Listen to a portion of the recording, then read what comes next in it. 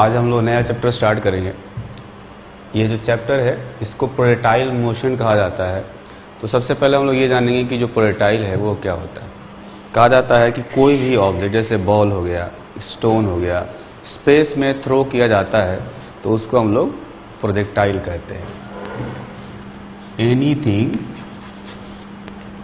We throw in space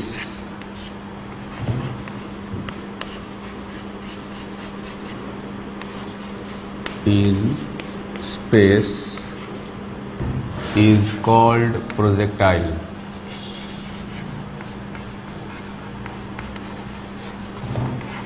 And its motion is called projectile motion.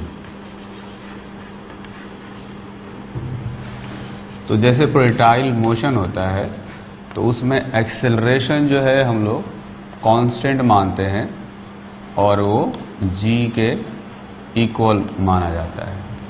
ठीक है, कहा जाता है कि जो प्रोजेक्टाइल मोशन है वो 2D मोशन है, 2 डायमेंशनल मोशन है। Projectile motion is a 2 dimensional motion. तो 2 डायमेंशनल मोशन का मतलब हम लोग ये भी कह सकते हैं ये एक प्लेनर मोशन है। Projectile motion is a planar motion, मतलब किसी प्लेन में ये मोशन होता है ना। जैसे मैंने एक बॉल फेंका यहाँ से ऐसे, तो इसकी जो ट्रेजेक्ट्री होगी कुछ ऐसे होती है, तो ये एक प्लेन में इस तरह से मोशन करता है। ठीक है, एक और छोटा सा एग्जाम्पल लेकर समझते हैं, है ना। सपोज कोई ट्रक जो है वो इधर जा रहा है और ट्रक पर मैं खड़ा हूं। ठीक, तो मैं किसी ऑब्जेक्ट को ऐसे फेंकता हूं, मतलब यहां से किसी एंगल पर फेंकूंगा ताकि ऐसे आकर, अगर ट्रक चल नहीं रहा होता तो ये ऐसे आकर के गिरता। ठीक, लेकिन ट्रक चल रहा है तो होगा क्या, ट्रक वाली वेलोसिटी भी हमारे पास होगी, यानी एक वेलोसिटी इधर भी मिलेगी बॉल को। तो अब बॉल जो इधर जाना था वो अब क्या होगा, अब कुछ बीच में आएगा ऐसे, है ना। तो क्या उसका जो मोशन है वो अब 3D हो गया। तो आप ध्यान से देखेंगे तो ये मोशन अभी भी 3D नहीं है, वो अभी भी 2D है, क्योंकि अब प्रोजेक्टाइल जो जाएगा वो ऐसे जाएगा तो ये इस प्लेन में मोशन कर रहा है ना। ये अभी भी प्लेनर मोशन है, अभी भी 2 डायमेंशनल मोशन है। मतलब ये कहने के लिए तो ये कहा जा सकता है कि इसकी वेलोसिटी का एक कंपोनेंट इधर आएगा हॉरिजॉन्टल डायरेक्शन में, एक आएगा वर्टिकल डायरेक्शन में, क्योंकि ऐसे एंगल पर फेंका गया था, और एक ट्रक वाली वेलोसिटी भी आएगी। कहने के लिए वेलोसिटी जो है वो 3 डायरेक्शन में हो गया, नहीं 3 म्यूचुअली परपेंडिकुलर डायरेक्शन में। लेकिन अल्टीमेटली सबका जब रिजल्टेंट निकालेंगे तो वो ऐसे आएगा। तो रिजल्टेंट वेलोसिटी कहीं ऐसे है, और इसके हम लोग 2 कंपोनेंट ही ले सकते हैं, एक तो इस प्लेन के परपेंडिकुलर हॉरिजॉन्टली और एक वर्टिकली। तो मोशन जो है वो अभी भी प्लेनर मोशन रहता है। ये ध्यान रखना है कि प्रोजेक्टाइल मोशन कभी भी 3 डायमेंशनल नहीं होगा, हमेशा 2 डायमेंशनल मोशन होना है, और उसमें एक्सेलरेशन g को हम लोग कांस्टेंट मान करके चलेंगे। तो प्रोजेक्टाइल मोशन में हम लोग कई सारे केसेस देखेंगे। जैसे पहला अब जो प्रोजेक्टाइल का केस होता है उसमें आता है ground to ground projectile. Ground to ground projectile. एक होता है प्रोजेक्टाइल फ्रॉम टावर, फिर एक होता है प्रोजेक्टाइल ऑन इंक्लाइंड प्लेन, फिर पढ़ते हैं प्रोजेक्टाइल फ्रॉम मूविंग प्लेटफॉर्म। तो कई सारे केसेज होते हैं, सारे केसेज हम लोग बारी बारी से देखेंगे। सबसे पहले हम लोग देखेंगे ground to ground projectile. Ground to ground projectile का मतलब हुआ कि जैसे ये ग्राउंड है तो ग्राउंड से प्रोजेक्टाइल को फेंका गया और वापस ये ग्राउंड पर ही गिरने वाला है। तो उसके लिए हम लोग एक फिगर बनाते हैं, है ना। ये फिगर बनाते हैं। सपोज ये जो है x और y डायरेक्शन हो गया, ये y डायरेक्शन हो गया और ये x डायरेक्शन हो गया। अब किसी पार्टिकल को, किसी बॉल को हमने u वेलोसिटी से हॉरिजॉन्टल से थीटा एंगल पर प्रोजेक्ट किया, है ना। A particle is projected at angle theta with horizontal with velocity of projection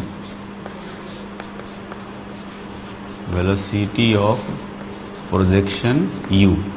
जो इनिशियल वेलोसिटी है, जिस वेलोसिटी से इसको प्रोजेक्ट किया गया है, उसको हम लोग वेलोसिटी ऑफ प्रोजेक्शन कहते हैं। ठीक है, तो जैसा कि हमने कहा कि ये जो मोशन है ये 2D मोशन है, यानी ये जो मोशन है ये इस XY प्लेन में हो रहा होगा, इस बोर्ड के प्लेन में हो रहा होगा। तो ये 2D मोशन है, लेकिन जब इसको हम लोग पढ़ेंगे तो इसको हम लोग बिल्कुल वन डायमेंशनल जो मोशन होता है, वन डायमेंशनल मोशन जैसा ही पढ़ेंगे। करेंगे क्या कि इसके मोशन को हम लोग दो म्यूचुअली परपेंडिकुलर डायरेक्शन में ब्रेक कर लेंगे और फिर अलग अलग डायरेक्शन में जो है वो वन डायमेंशनल मोशन जैसा ही इसको पढ़ेंगे। तो पहला काम हम लोग ये करते हैं कि मोशन को दो परपेंडिकुलर डायरेक्शन में ब्रेक करते हैं। ब्रेक करने को हम लोग कहते हैं रिजोल्यूशन। तो मैं ये जो वेलोसिटी है इसको रिजोल्व करूंगा। हॉरिजॉन्टल डायरेक्शन में इसका जो कंपोनेंट आएगा ये आएगा u cos theta. Vertical direction में इसका जो कंपोनेंट आएगा ये आएगा u sin थीटा। इसका जो एक्सेलरेशन है वो सारा g है नीचे की तरफ, यानी निगेटिव y डायरेक्शन में, है ना। तो अब जो है बारी बारी से दोनों जो म्यूचुअल परपेंडिकुलर डायरेक्शन है उनकी तरफ मोशन को स्टडी करते हैं। तो पहला जो मोशन देखेंगे हम लोग वो देखते हैं हॉरिजॉन्टल डायरेक्शन में, मोशन अलोंग हॉरिजॉन्टल डायरेक्शन। ठीक है, तो हॉरिजॉन्टल डायरेक्शन में जो है इसकी इनिशियल वेलोसिटी पहले कितनी है। इसकी जो इनिशियल वेलोसिटी है हॉरिजॉन्टल डायरेक्शन में वो देख सकते हैं यहाँ पर u cos थीटा आया है हॉरिजॉन्टल डायरेक्शन में। तो इसका कंपोनेंट मैं लिखूंगा u cos थीटा। और हॉरिजॉन्टल डायरेक्शन में कोई एक्सेलरेशन नहीं है, सारा एक्सेलरेशन जो है वो नीचे की तरफ है, एक्सेलरेशन ड्यू टू ग्रेविटी। तो इसलिए एक्सेलरेशन है नहीं।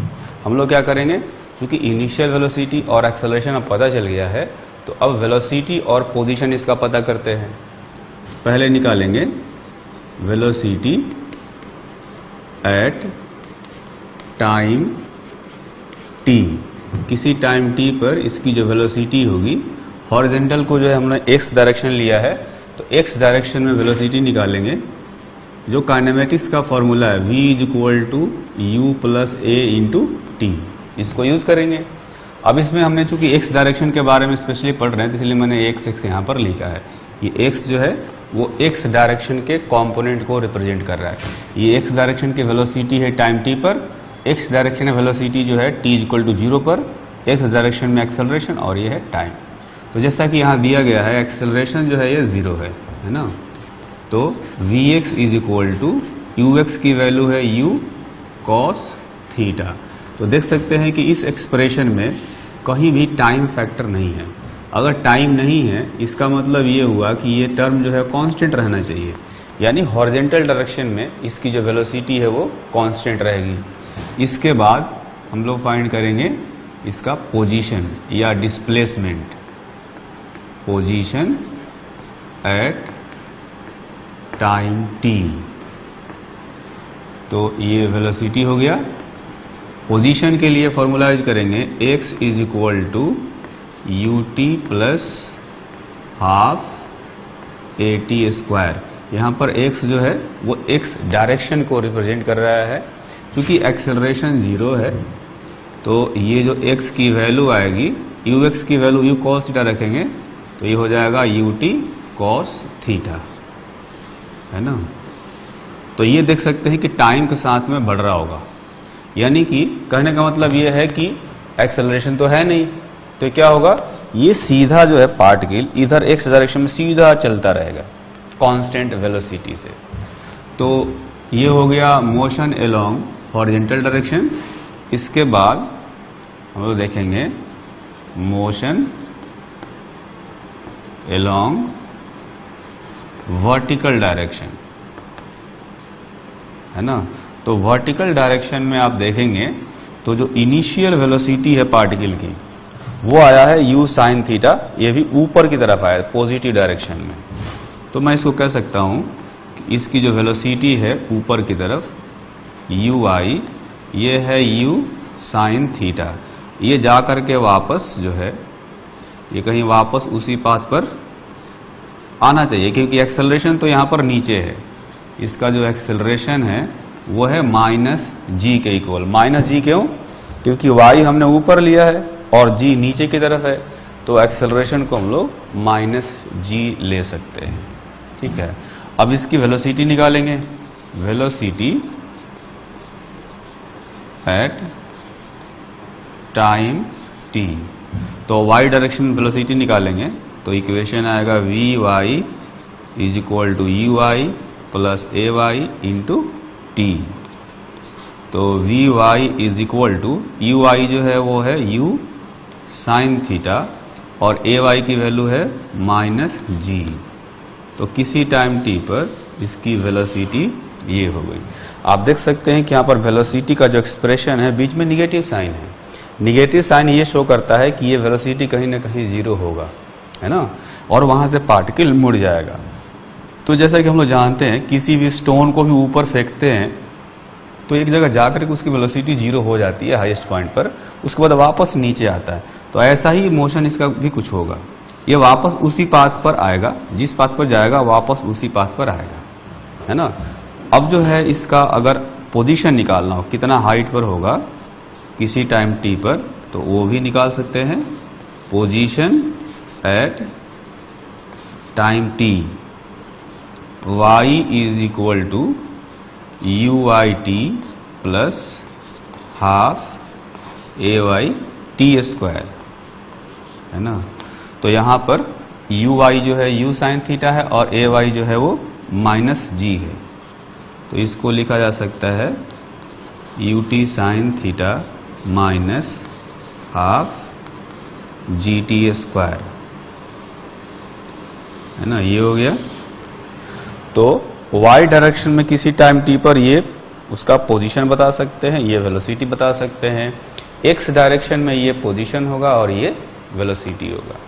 अब ये जो दोनों मोशन है एक्चुअली में एक ही पार्टिकल कर रहा है, तो अगर उस पार्टिकल के मोशन को कंबाइन किया जाए, है ना, तो उसका मोशन कैसा होगा, उसका पाथ कैसा होगा, ये हमें देखना है।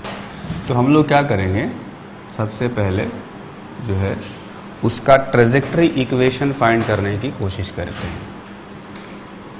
ट्रेजेक्टरी इक्वेशन,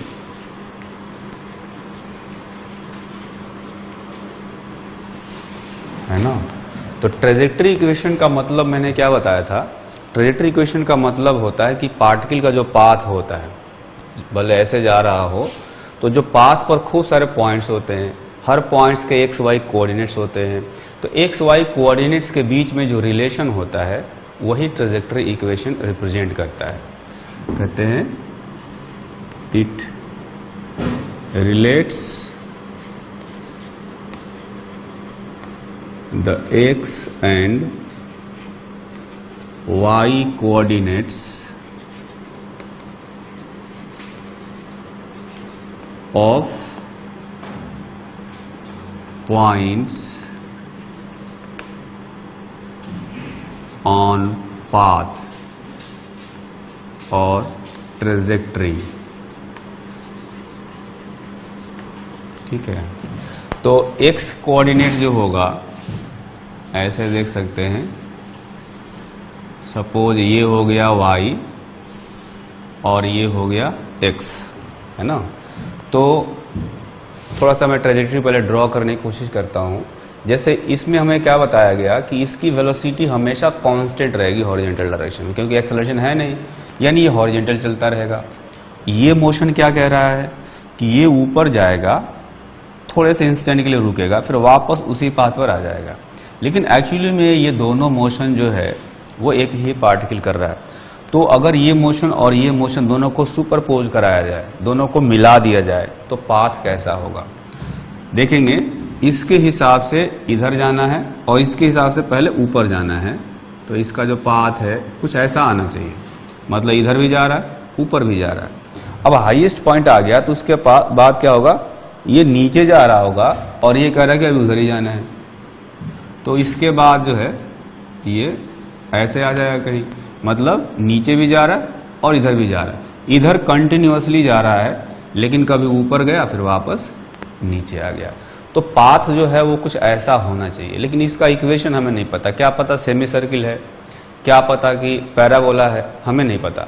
तो उसके लिए हम लोग क्या करेंगे कि जैसे कोई जनरल पॉइंट है यहाँ पर, तो उस पॉइंट का कोऑर्डिनेट होता है एक्स वाई, यानी वाई डायरेक्शन में जो डिस्प्लेसमेंट है वही इसका वाई कोऑर्डिनेट होगा और एक्स डायरेक्शन में जो डिस्प्लेसमेंट है वही इस पॉइंट का एक्स कोऑर्डिनेट होगा, क्योंकि पार्टिकल तो यहां से फेंका गया था।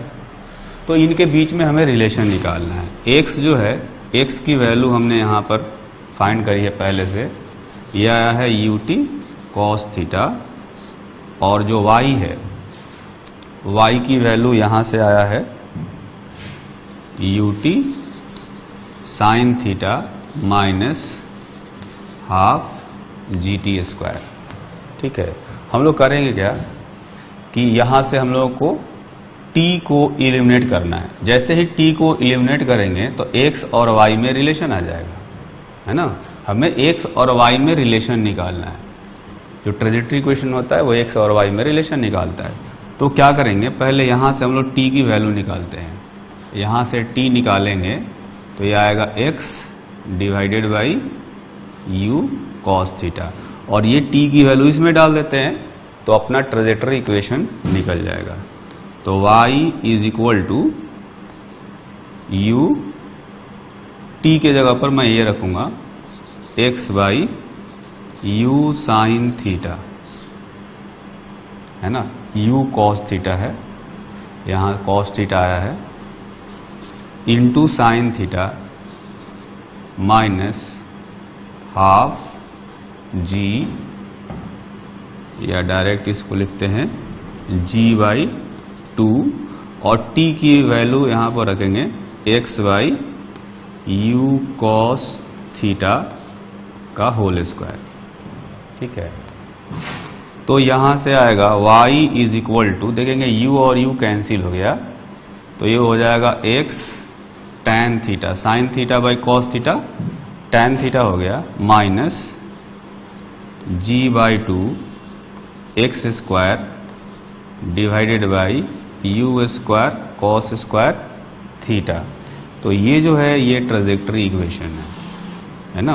अगर इसको देखा जाए तो ये कैसा आ रहा है, ये आ रहा है y इज इक्वल टू, ये जो थीटा है वो तो कांस्टेंट है, इनिशियल थीटा जो है, तो यहां पर लिखा जा सकता है a इंटू एक्स। ए क्या है, कांस्टेंट है, tan थीटा को मैंने a लिख दिया, माइनस यहां सिर्फ x वेरिएबल है, बाकी सब कांस्टेंट है, तो उसको मैं लिख सकता हूं bx स्क्वायर।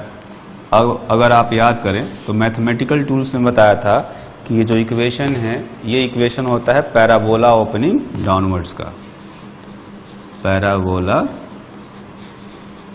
ओपनिंग डाउनवर्ड्स, है ना। तो इसका मतलब ये हुआ कि जो इक्वेशन है, ये जो पाथ है, ये एक्चुअली में पैराबोला है जो कि नीचे की तरफ ओपन हो रहा है। तो ये हो गया ट्रेजेक्टरी इक्वेशन।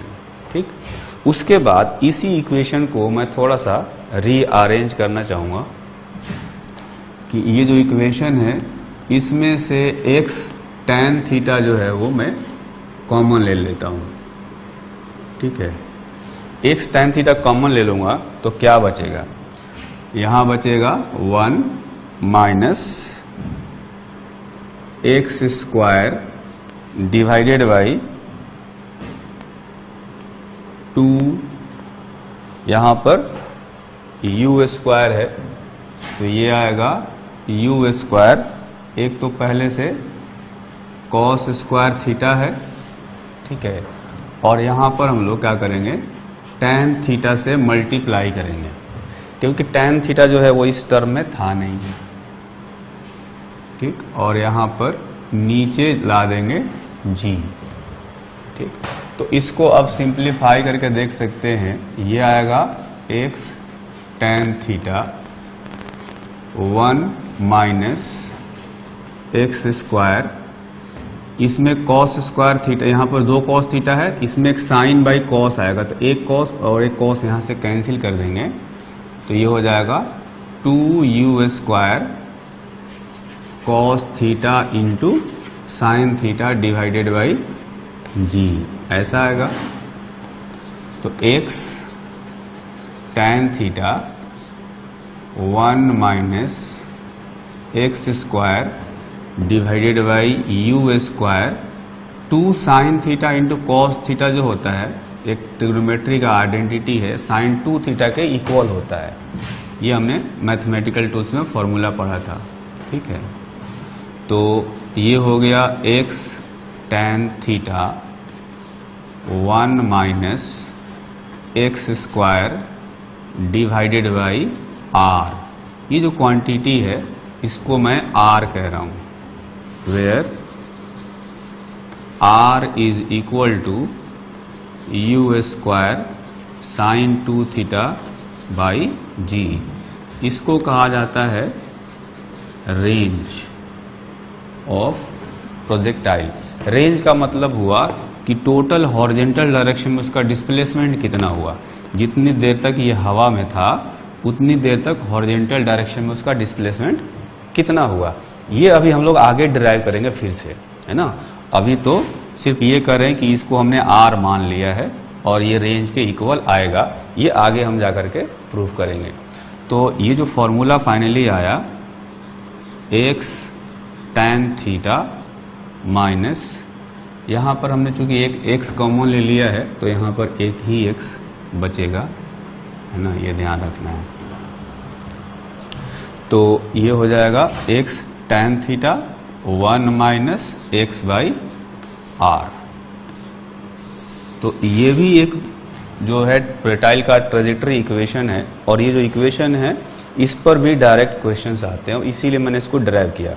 अदरवाइज ये इक्वेशन भी जो है ये बता रहा है कि ये पैराबोला ओपनिंग डाउनवर्ड है और ये प्रोजेक्टाइल का ट्रेजेक्टरी इक्वेशन है, ठीक है। सबसे ज़्यादा इसका यूज आता है, कहीं कहीं पर इसका यूज आता है जिसमें डायरेक्ट रेंज पूछा जाता है।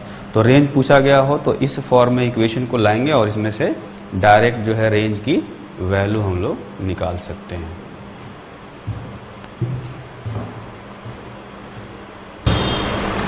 तो अब जो है हम लोग आते हैं दूसरे पॉइंट पर। पहले हमने देखा कि ट्रेजेक्टरी इक्वेशन कैसा होता है, अब देखेंगे कि किसी इंस्टेंट पर जो प्रोजेक्टाइल है उसकी नेट वेलोसिटी कितनी होगी और उसका पोजीशन क्या होगा। जैसा हमने ट्रेजेक्टरी देख लिया कि ये पैराबोलिक होता है ना। अब मान लेते हैं कि किसी इंस्टेंट पर पार्टिकल जो है वो यहाँ पर है, जिसका कोऑर्डिनेट होगा x, y, यानी y जो है ये हाइट हो गया और x ये हॉरिजॉन्टल डिस्प्लेसमेंट, y जो है वर्टिकल डिस्प्लेसमेंट।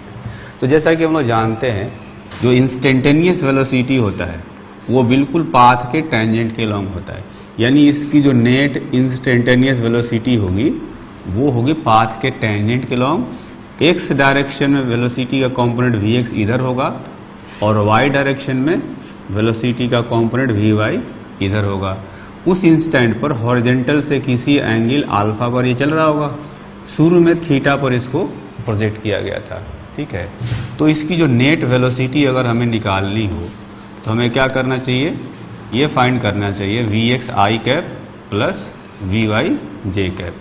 vx की वैल्यू हमने फाइंड करा था शुरू में, यह आया था u cos थीटा, कहा था कि ये जो वेलोसिटी है ये हमेशा कांस्टेंट रहता है, तो u cos theta i cap. और y डायरेक्शन में जो वेलोसिटी आया था यह आया था u sin theta minus gt।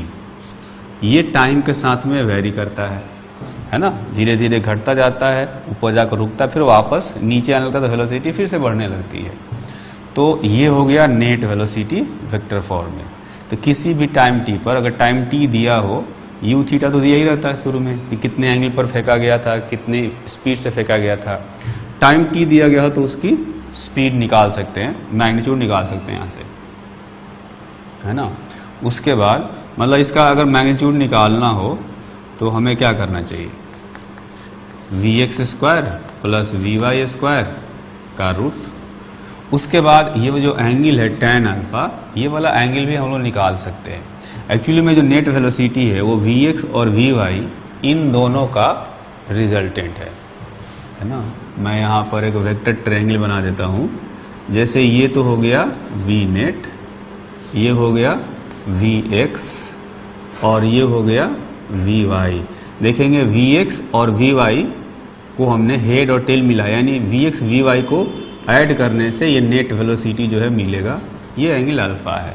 तो tan अल्फा की जो वैल्यू निकालनी होगी तो उस ट्रायंगल से देख सकते हैं, ये आएगा vy बाई vx, यानी alpha is equal to tan inverse vy by vx। और vy vx क्या है? vy ये है और vx ये है। तो किसी भी टाइम t दिया होगा तो हमें vy और vx पता होंगे, तो अल्फा की जो वैल्यू है ये हम लोग पता कर सकते हैं। तो ये नेट वेलोसिटी हो गया और नेट वेलोसिटी का ये डायरेक्शन हो गया एक तरह से हॉरिजॉन्टल से। अगर पोजीशन पूछा जाए, पोजीशन का मतलब है कि यहाँ से ये r वेक्टर, पोजीशन वेक्टर, तो उसको हम लोग कैसे लिखेंगे? उसको लिखेंगे x i cap plus y j cap. x की जो वैल्यू है, x की वैल्यू आती है, हमने डिराइव किया था थोड़ा देर पहले, यह आया था ut cos थीटा, और y डायरेक्शन में जो डिस्प्लेसमेंट या पोजीशन आया था, यह आया था ut sign theta minus half gt square, है ना, इतना j कैप। तो ये इसका पोजीशन वेक्टर हो गया किसी टाइम t पर। तो अगर हमें टाइम पता हो, क्योंकि u थीटा पहले पता होता है, टाइम पता हो तो उसका पोजीशन पता किया जा सकता है, उसका स्पीड पता किया जा सकता है यहाँ से मैग्नीट्यूड निकाल करके, और कितने एंगल पर जा रहा है ये भी पता किया जा सकता है ना। यानी हमें समय बता दिया गया हो तो बता सकते हैं कि इस समय पर प्रोजेक्टाइल जो है वो कहाँ होगा, किस स्पीड से चल रहा होगा, है ना। इसके बाद आते हैं थर्ड पॉइंट। इसमें हम लोग फाइंड करेंगे time of flight. Time of flight जो है वो एक्चुअली में वो टाइम इंटरवल होता है जितने देर तक ये प्रोजेक्टाइल स्पेस में रहता है, हवा में जितने देर तक रहता है उसको हम लोग कहते हैं time of flight. It is time interval in which projectile remains in space। मतलब जितनी देर तक ये हवा में रहता है उस टाइम इंटरवल को टाइम ऑफ फ्लाइट कहा जाता है। टाइम ऑफ फ्लाइट को एक सिंबल देते हैं कैपिटल T। तो इसको फाइंड करने के लिए हम लोग क्या करेंगे, है ना। तो मैं फिर से ये वाला फिगर बना रहा हूँ, उसकी ट्रेजेक्टरी दिखा रहा हूँ। तो सपोज ये y एक्सिस है, ये x एक्सिस है, और जो प्रोजेक्टाइल है ये कुछ इस तरह से ऐसे जाता है। तो t इज इक्वल टू 0 पर ये यहाँ था, और जैसा कि कहा गया कि टाइम ऑफ फ्लाइट क्या है, टाइम ऑफ फ्लाइट वो टाइम है जब ये वापस फिर से ग्राउंड पर गिरेगा, क्योंकि यहाँ से यहाँ जाने का जो टाइम है, जितने देर तक ये हवा में रहेगा उसको हम लोग टाइम ऑफ फ्लाइट कहते हैं। तो 0 टाइम पर चला था, तो टाइम ऑफ फ्लाइट के बाद अगर time of flight capital T है तो वापस यहाँ ग्राउंड पर ये आ जाएगा, ठीक है। तो देख सकते हैं कि 0 टाइम हो या कैपिटल T टाइम हो, दोनों ही टाइम पर जो प्रोजेक्टाइल है वो ग्राउंड पर आ गया है। तो ग्राउंड पर जो है y0 होता है, यहाँ भी y0 होगा और यहाँ भी y0 होगा। तो हम लोग ये पता करने की कोशिश करेंगे कि किस किस टाइम पर प्रोजेक्टाइल का y डायरेक्शन में डिस्प्लेसमेंट 0 था। तो y डायरेक्शन में जो डिस्प्लेसमेंट है वो हमने फाइंड किया था, आया था ut sign theta minus half gt square, यह आया था। उसको हमने यहाँ भी लिखा हुआ है ना। तो पता करेंगे कि ये y कब कब 0 होगा।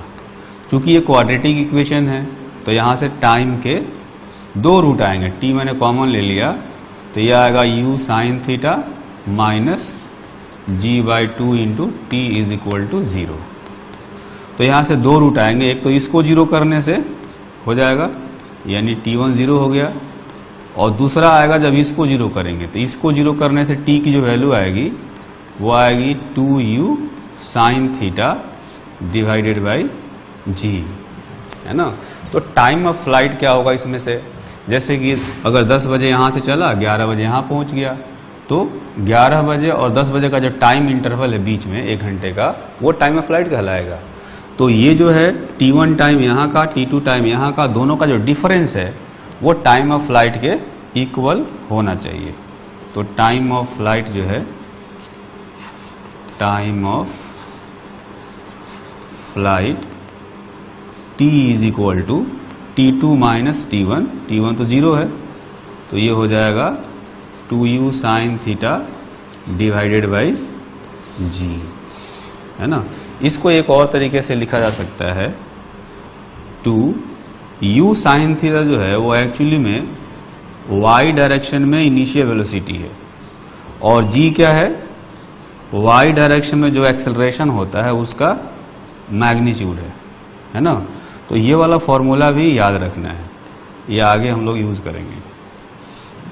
मतलब कि जो टाइम ऑफ फ्लाइट है वो यहां से देख सकते हैं कि y डायरेक्शन के मोशन पर डिपेंडेंट है, x वाला कंपोनेंट कोई आया ही नहीं, y डायरेक्शन में इनिशियल वेलोसिटी, y डायरेक्शन में एक्सेलरेशन का मैग्नीट्यूड, ठीक है।